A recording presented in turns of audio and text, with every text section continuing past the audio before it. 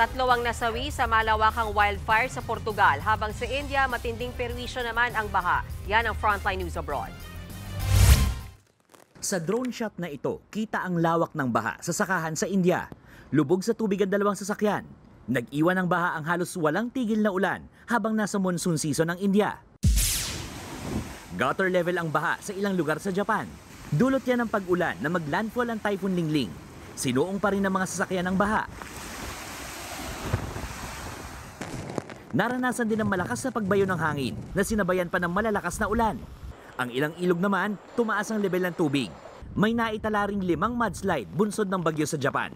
Sa ngayon, humina na sa tropical depression ng Typhoon Lingling.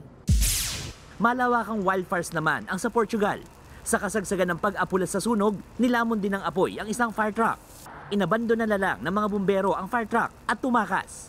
Isang bumbero ang napaso.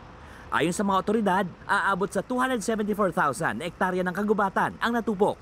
3 na ang nasawi.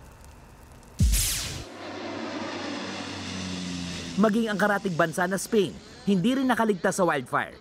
Ginamit ang mga eroplano para sa pag-apula sa sunog. 18 wildfire ang kasalukuyang inaapula sa Spain. Nasa higit 400,000 hektaryang gubat ang nadamay.